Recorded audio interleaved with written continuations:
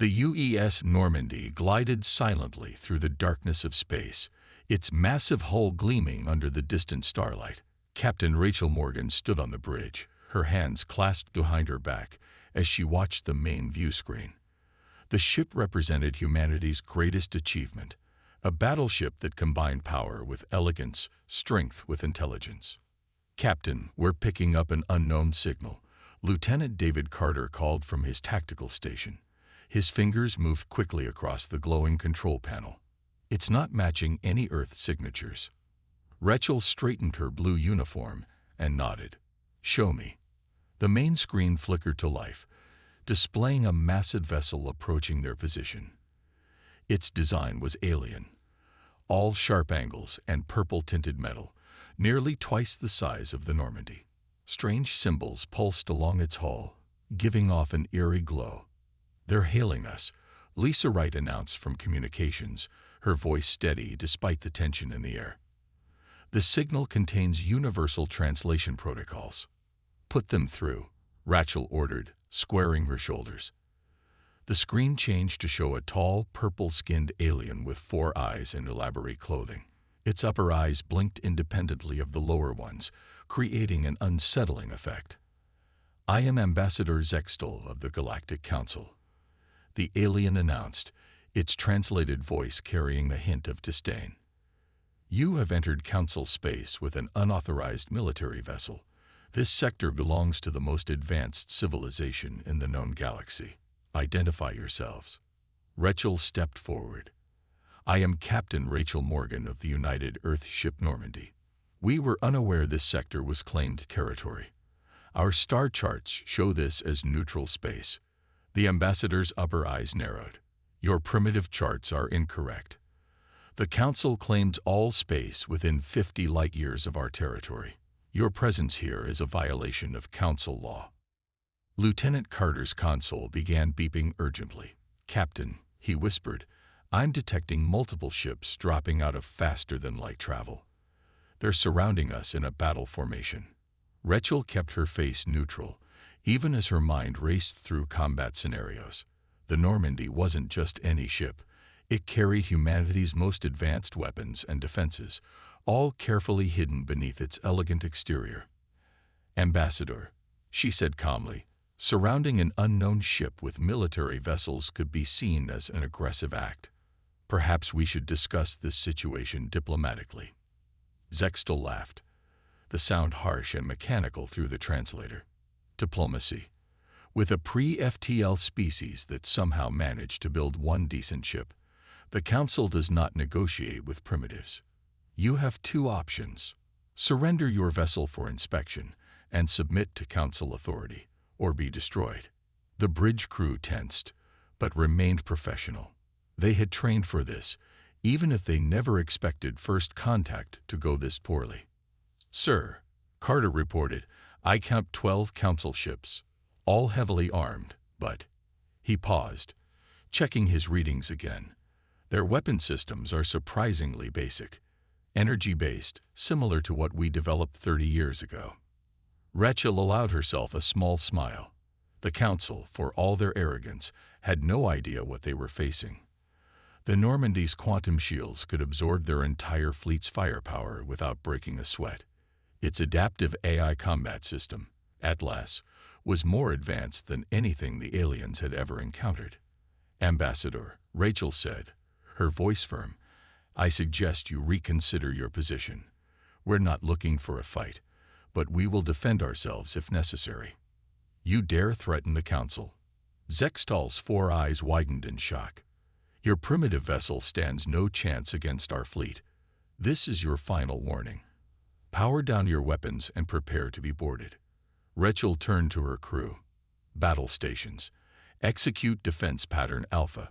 Let's show them what a primitive species can do." Red alert klaxons sounded throughout the ship as crew members rushed to their combat positions. The Normandy's external armor shifted, revealing rows of hidden weapon ports. Its quantum drive hummed to life, ready to demonstrate maneuvers that would defy the aliens' understanding of physics.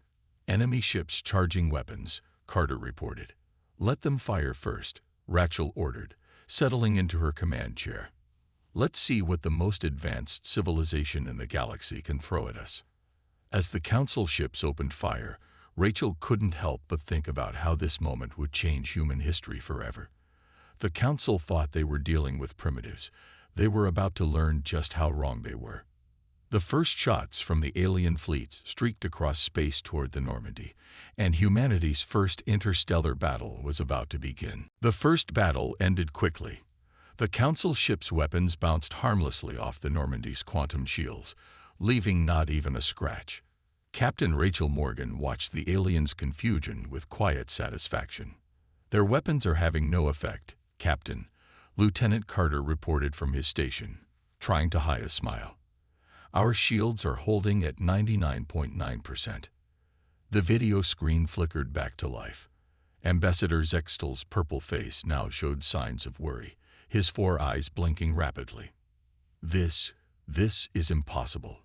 Your shields cannot be this advanced. You must be using stolen technology. I assure you, Ambassador, everything on this ship was built by human hands," Rachel replied calmly. "Now shall we discuss this situation more peacefully?" But before Zextel could respond, a new signal cut through their communication. The larger ship appeared from faster-than-light travel, its size dwarfing even the other Council vessels. On screen, a new alien appeared, this one with gray skin and 6 eyes. "I am High Commander Vexthor of the Council Defense Fleet," the new alien announced. "Your species has 24 hours to surrender to Council authority. If you refuse, we will bring our entire fleet to your home system. This is not a negotiation." Rachel pushed a button on her chair. "Send an emergency message to Earth Command. Priority 1. Within minutes, the Normandy's quantum communication system connected them to Admiral John Hayes back on Earth. His weathered face appeared on a side screen, looking concerned but determined. "Captain Morgan, what's the situation?" he asked. Rachel quickly explained the confrontation and the Council's threat. The Admiral listened carefully, his expression growing darker. "Lisa," Rachel called to her communications officer, "are you still monitoring their transmissions?" Lisa Wright nodded, her fingers dancing across her console. "Yes, Captain. And I found something interesting. They're sending messages to their home worlds. They're scared. They keep talking about impossible shields and unknown technology." Robert Wilson, the chief engineer, stepped forward from his station. "Captain, I've analyzed their weapons. They're still using basic plasma technology. They have no concept of quantum mechanics or AI integration. Their entire civilization is built on brute force. Bigger ships, more guns, but nothing truly innovative." Admiral Hayes nodded on the screen. "The Defense Coalition is meeting now. Captain, your orders are to hold position, but do not reveal any more of our capabilities unless absolutely necessary. Let's see what their next move is." Over the next few hours, more Council ships arrived, forming a large circle around the Normandy. The humans watched and waited, gathering information. Lisa continued intercepting their communications, building a clearer picture of their supposed superiors. "Captain," Lisa called out, her voice urgent, "I've decoded some of their historical records. The Council, they've done this before. They find new species, declare them primitive, and force them into submission. They've enslaved 12 different civilizations this way." Rachel's jaw tightened. So that's their game. They're not explorers or diplomats. They're conquerors. And they've never faced anyone who could stand up to them, Carter added. Until now. As the deadline approached, Robert Wilson approached the captain's chair with a tablet. "Captain, I've been studying their fleet movements. They have a fatal flaw. They rely too heavily on their size and numbers. Their ships are powerful but slow. With our quantum drive, we could run circles around their entire fleet." Rachel smiled. "Good work, everyone. When their deadline comes, they're going to learn that humanity isn't like the other species they've bullied." The bridge crew worked steadily through the hours, preparing for what they knew would come. They ran combat drills, checked systems, and fine-tuned their weapons. The Council ships continued to gather, their numbers growing to over 50 vessels. With 1 hour left until the deadline, Admiral Hayes contacted them again. "Captain Morgan, the Defense Coalition has made its decision. We will not surrender. Humanity has worked too hard and come too far to bow down to bullies, no matter how ancient their civilization claims to be." Rachel nodded, feeling pride in her crew and her species. "Understood, Admiral. What are our orders?" "Show them exactly what humanity is capable of," Hayes replied with a grim smile. "But remember, we're not like them. We don't need to destroy them to win. Just make it clear that their usual tactics won't work on us." As the deadline drew near, the Normandy's crew prepared for battle. They weren't just fighting for themselves anymore. They were fighting to prevent Earth from becoming the 13th species to fall under the Council's tyranny. The clock ticked down, and humanity prepared to change the galaxy forever. As the Council's deadline passed, Dr. Emily Foster worked quickly in the Normandy Science Lab. Her hands moved steadily over the ship's quantum shield controls, making final adjustments. The technology she had helped create was about to face its biggest test. Dr. Foster, Atlas, the ship's AI, spoke through the lab's speakers. "Council ships are powering up their main weapons. Their energy readings are 300% higher than their previous attack." Emily smiled. "Let them try. Our shields aren't just barriers. They're smarter than anything they've ever seen." On the bridge, Captain Rachel Morgan watched as the massive Council fleet moved into attack formation. The enemy ships looked impressive, their huge cannons glowing with gathered energy. But size wasn't everything. "Security report," Rachel called out. Mark Stevens, the security chief, stepped forward. "Captain, we've confirmed Council spies in 3 of Earth's outer colonies. They've been trying to gather intelligence on our technology, but they don't understand what they're looking at. Their science is too basic to make sense of our advances. Their whole society is built on old ideas," Robert Wilson added from engineering. "They think bigger is always better. They never explored quantum mechanics or artificial intelligence because they didn't need to. Their weapons were always strong enough to beat everyone else." The main screen lit up with High Commander Vexthor's face. All 6 of his eyes showed anger. "Your time is up. You leave us no choice. Our fleet will now demonstrate why the Council has ruled this galaxy for 10,000 years." Rachel sat calmly in her command chair. "Atlas, battle mode." "Activating combat systems," the AI responded. "Quantum shields at full power. All weapons ready. Fighter squadrons standing by." The Council fleet opened fire. Hundreds of energy beams struck the Normandy from all directions. The bridge crew watched calmly as their shield display showed no damage at all. "Shields adapting to their attack pattern," Emily reported from the science lab. "The quantum matrix is actually getting stronger as it learns from their weapons." On screen, Vexthor's face showed confusion. "Impossible. We're hitting you with enough firepower to destroy a small moon." "At last," Rachel called out, "show them what real technology looks like." The AI's voice was calm but confident. "Launching Fighter Squadron Alpha." From the Normandy's launch base, 12 small fighters emerged. But these weren't ordinary fighters. Each one was controlled by an AI extension of Atlas, capable of maneuvers that would kill any living pilot. "What trickery is this?" Vexthor demanded as he watched the fighters move at impossible speeds, darting between his ships like they were standing still.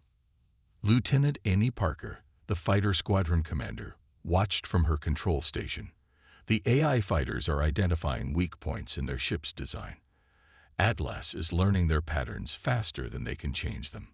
The Council ships tried to target the fighters, but they couldn't keep up. Their weapons were powerful but slow. Their targeting systems couldn't predict the quantum-powered movements of the AI-controlled fighters. "Captain," Carter called from Tactical, "the Council ships are starting to break formation. They've never seen anything like this. They don't know how to fight an enemy they can't hit." Rachel stood up from her chair. "Open a channel to all Council ships." When the channel opened, she spoke clearly and firmly. "This is Captain Morgan. As you can see, your weapons cannot harm us. Your tactics cannot surprise us. Our technology is beyond your understanding.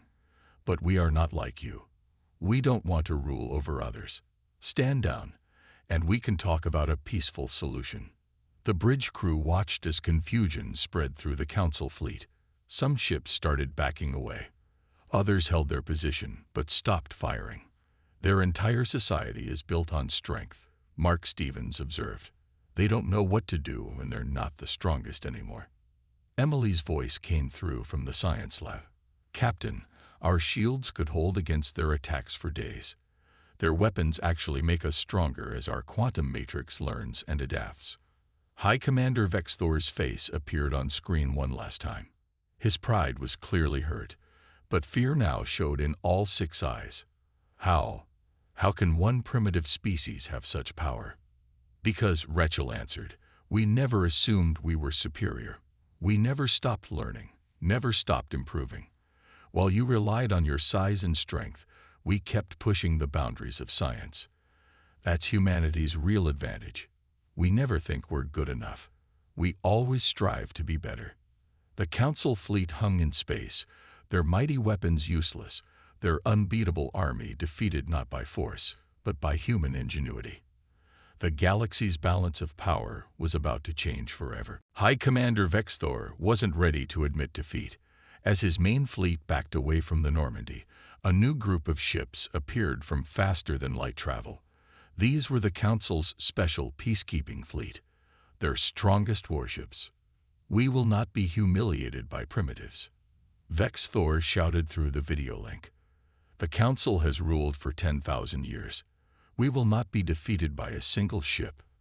Captain Rachel Morgan watched as 20 massive warships moved into position. Each one was at least 3 times the size of the Normandy. Their weapons looked different from the others. Darker, more threatening. "Atlas, analyze those new ships," Rachel ordered. The AI responded quickly. New vessels equipped with experimental weapons, detecting dark matter signatures. They believe these weapons can penetrate our shields. Lieutenant David Carter checked his tactical display. "Captain, they're charging weapons. These are stronger than anything they've used before." Rachel pressed a button on her chair. "Dr. Foster, are the quantum torpedoes ready?" "Ready and waiting," Emily replied from the weapons lab. "They've never seen anything like these. The torpedoes will phase through their shields like they're not even there." Rachel stood up. "Lieutenant Amy Parker, prepare your fighters. Operation Thunderstrike begins now." The bridge crew watched as the Council's special fleet formed a circle around the Normandy. They thought they had the human ship trapped. "Last chance, primitives," Vex Thor announced. "Surrender now or face total destruction." Rachel smiled. "Atlas, execute Thunderstrike. Show them what we can really do." The Normandy's hidden weapon ports opened. Quantum torpedoes launched in all directions, each one glowing with blue energy. The Council ships fired their dark matter weapons at the same time. But something unexpected happened. The Normandy's quantum shields didn't just block the Council's weapons, they absorbed the energy and grew stronger. Meanwhile, the quantum torpedoes passed right through the Council ship's shields, hitting their engines and weapons with perfect accuracy. "Impossible," Vex Thor screamed as his ship's shields proved useless. "Our shields are the strongest in the galaxy." Amy Parker's voice came over the radio as her fighter squadron moved in. "Eye fighters engaging targets. These Council ships may be big, but they're slow. Like trying to hit a sports car with a train." The eye-controlled fighters zipped between the massive Council ships, firing precise shots at weak points that Atlas had identified. The Council gunners couldn't keep up. The fighters moved too fast, their patterns too unpredictable. "Captain," Lisa Wright called from communications, "I'm picking up panic in their transmissions. Their crews have never seen their shields fail before. Some are talking about surrendering." The Normandy moved with grace through the battle, its quantum drive letting it appear almost anywhere instantly. The Council ships, for all their size and power, couldn't land a single hit. Their entire strategy is wrong, Robert Wilson observed from engineering. They built bigger and bigger ships, but never thought about making them better. It's quantity over quality. Rachel watched as more council ships lost power, their engines disabled by quantum torpedoes. Not a single ship had been destroyed. The Normandy's attacks were precise and careful, designed to disable, not destroy. Hull breach on their command ship, Carter reported. Their whole power system is failing. On the main screen, they could see Vex Thor's flagship starting to drift. Its massive weapons were dark, its engines dead. The mighty council vessel had been defeated without a single life lost. Open a channel, Rachel ordered. When Vex Thor's angry face appeared, she spoke calmly. Commander, your ships are disabled. Your weapons are useless. We could have destroyed your entire fleet, but we chose not to. That's the difference between us. We don't need to destroy to prove our strength. The bridge crew watched as the remaining council ships powered down their weapons. The peacekeeping fleet, meant to show the council's ultimate power, had been defeated in less than an hour. This is not over, Vex Thor growled, but his voice shook with fear. The council will not stand for this. The council, Rachel replied, needs to learn that the galaxy is changing. The days of ruling through force are over. Humanity is here to stay, and we bring with us a new way of thinking. As the disabled council ships floated in space, the Normandy's crew knew they had just changed the course of galactic history. But this was just the beginning. The real challenge would be dealing with what came next. Just when everyone thought the battle was over, a massive ship appeared out of faster-than-light travel. It was the Pride of Silax, the Council's flagship, and it was twice the size of any ship they'd seen before. I am Supreme Admiral Zalfar. A deep voice boomed across all communication channels. A tall alien with 6 eyes and gold-colored skin appeared on screen. I will not let 10,000 years of council rule end because of one human ship. Captain Rachel Morgan watched as the Pride of Silax moved toward them. Its hull was covered in weapons. Some looked ancient, others brand new. This was a ship that carried the Council's entire history of war technology. Chief Medical Officer, status report, Rachel called out. Daniel Brooks responded from the medical bay. We've been treating some Council crew members from the disabled ships, Captain. They're shocked. They keep saying the same thing. No one has ever beaten them before. At last, Rachel said, analyze their flagship. The AI's voice was calm. The Pride of Silax carries weapons from every species the Council has conquered. They're using all their stolen technology at once. Navigation Officer William Cooper spoke up. Captain, they're trying to lock weapons on us, but ATLAS is calculating faster than their targeting computers. The Pride of Silax fired everything it had. The space around the Normandy lit up with 1,000 different weapon beams, but the quantum shields held strong, adapting to each new type of attack. Their weapons are from 12 different civilizations, Robert Wilson reported from engineering, but they don't understand how any of it really works. They just point and shoot. Supreme Admiral Zalfar's voice was filled with rage. Die. Primitives. The Pride of Silax launched strange, glowing missiles that split into hundreds of smaller ones. Evasive maneuvers, Rachel ordered. William Cooper smiled as he worked his controls. Time to show them what real flying looks like. The Normandy moved like a dancer, dodging between the missiles. Some hit the shields and exploded, but the quantum matrix adapted instantly, growing stronger with each hit. They're using technology from every species they've conquered, Emily Foster observed from the science lab. But they never improved it, never tried to understand it. They just collected weapons like trophies. Rachel stood from her chair. ATLAS, execute Maneuver Delta 7. The Normandy vanished from in front of the Pride of Silax and reappeared behind it. The quantum drive let them move in ways the Council couldn't understand, let alone counter. Target their weapon systems only, Rachel ordered.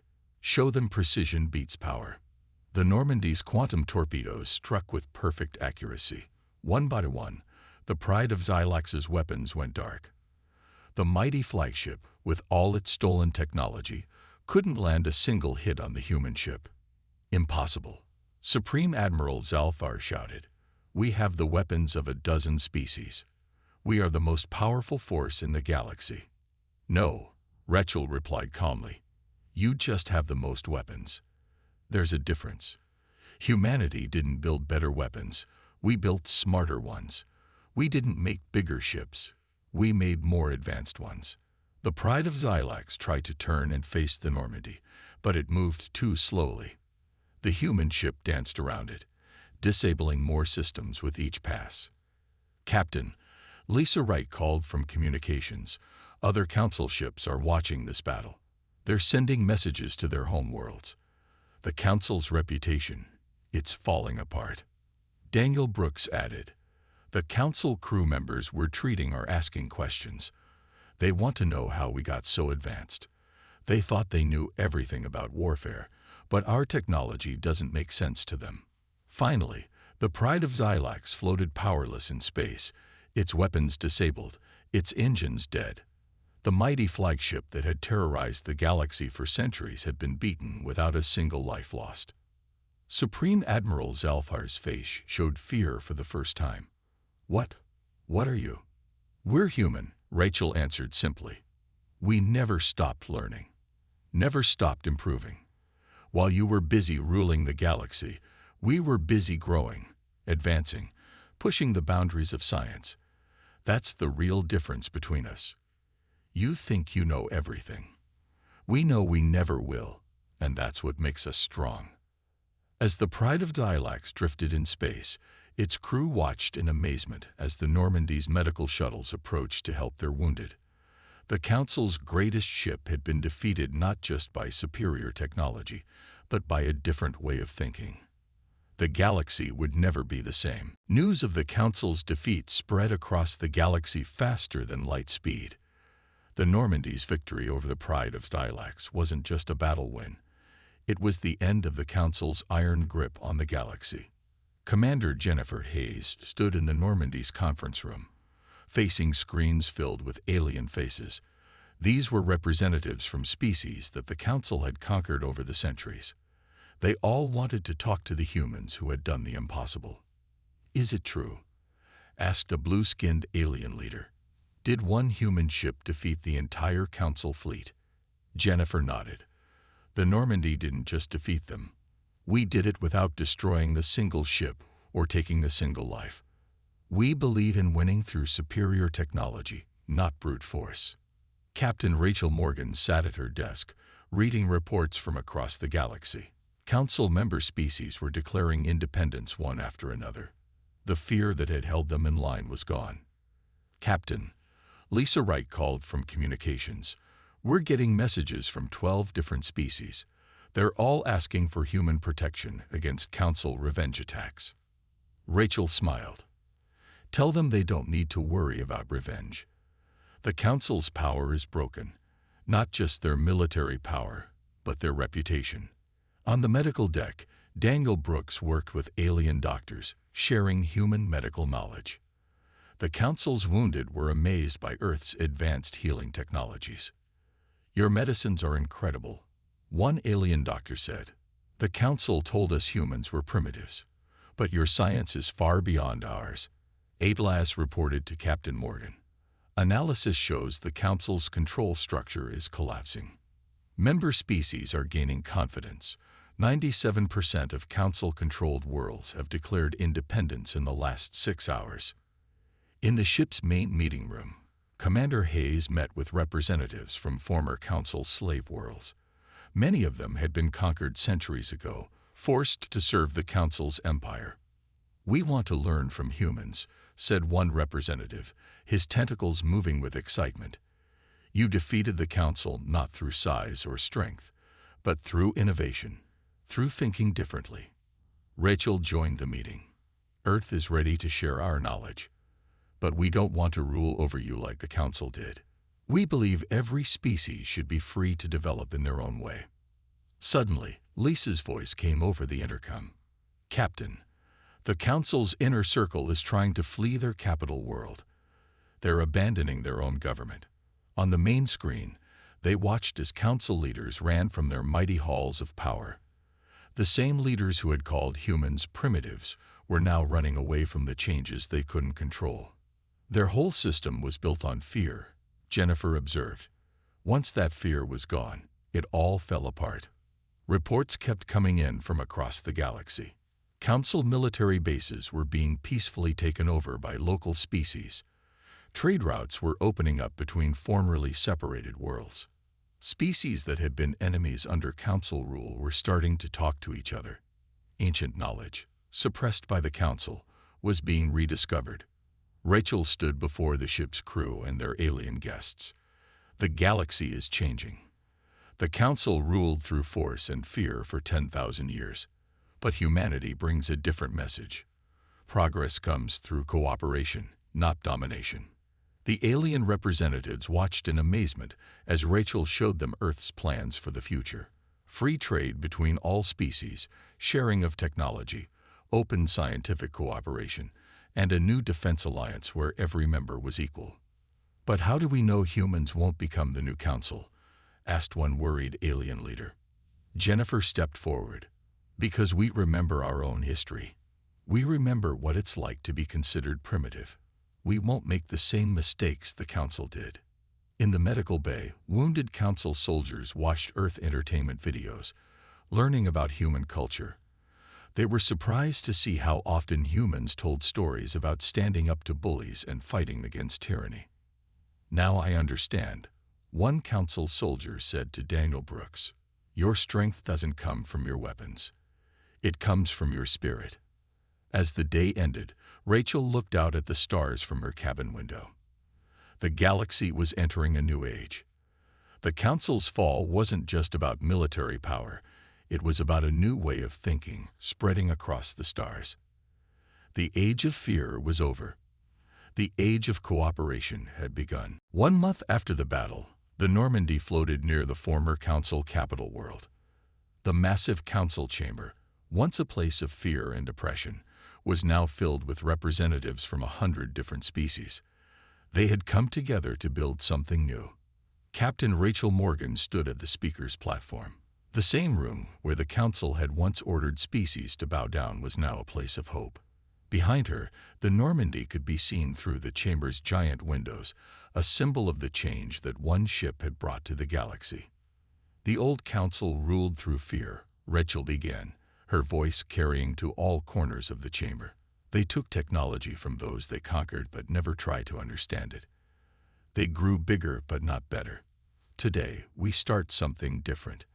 Atlas projected data onto the chamber's main screens, showing how Earth wanted to help other species grow. Not by forcing them to change, but by sharing knowledge freely. "Earth doesn't want to be your new rulers," Rachel continued. "We want to be your partners. Each species has something unique to teach. Together, we can all become better." In the medical section of the chamber, Dr. Daniel Brooks worked with alien doctors from 20 different species. They shared their healing knowledge freely, combining their different ways of thinking to solve problems that had stumped them for centuries. Human medicine plus Solarian biology plus Kratak energy healing, Daniel explained to a group of young alien doctors. "Together, we can cure diseases that none of us could fix alone." Robert Wilson, the Normandy's chief engineer, led a team of alien scientists through the ship's engine room. They stared in wonder at the quantum drive. "We're not keeping our technology secret," Robert told them. "The old Council hoarded knowledge. We share it. When everyone grows stronger, everyone benefits." Commander Jennifer Hayes worked with representatives from formerly enslaved species. They were creating a new defense alliance, one where every member had an equal voice. "The Galactic Coalition," Jennifer announced to the chamber. "Not ruled by one species, but protected by all of us together. Every member brings their unique strengths. Every voice matters." Lisa Wright, monitoring communications from her station on the Normandy, smiled as she read the messages flowing between worlds. Species that had been kept apart by the Council were now talking, trading, and learning from each other. "Captain," Lisa called to Rachel, "reports are coming in from across the galaxy. Worlds that never talk to each other are starting trade agreements. Species that were enemies last month are becoming friends. In orbit above, the Pride of Dilax was being rebuilt. But not as a warship. It was becoming a mobile university where species could come together to learn and share knowledge. The Council used it to frighten people," Rachel explained to the chamber. "We'll use it to teach people. That's real power, turning tools of fear into tools of growth." Amy Parker led a training session with pilots from different species, teaching them how to work with AI systems like Atlas. The alien pilots were amazed by how humans saw artificial intelligence, not as a threat, but as a partner. "Humans don't just build better technology," Amy told them. "We build friendlier technology. Our AIs aren't our servants, they're our teammates." As the day's meeting ended, representatives from all species stood together. They signed the new coalition charter, not with fear, but with hope. The document didn't demand obedience like council laws. Instead, it promised cooperation, respect, and mutual growth. "The council lasted 10,000 years, one alien elder said to Rachel. "How long will this new coalition last?" Rachel smiled. "That's up to all of us. The council lasted because they forced people to obey. The coalition will last because we choose to work together. That's the strongest force in the universe, people freely choosing to help each other grow." The Normandy's crew watched from their ship as the new coalition flag was raised where the council banner had once hung. The old flag had shown a closed fist. The new one showed many different hands joined together. "We did more than defeat the council," Rachel told her crew later. "We showed the galaxy a better way. Not ruling through fear, but leading through example. Not forcing people to follow, but inspiring them to join." As stars twinkled outside the chamber windows, a new age was beginning. The galaxy was learning what humanity had always known. True strength comes not from dominating others, but from helping each other grow stronger together. The council was gone. The coalition was born. And the best was yet to come.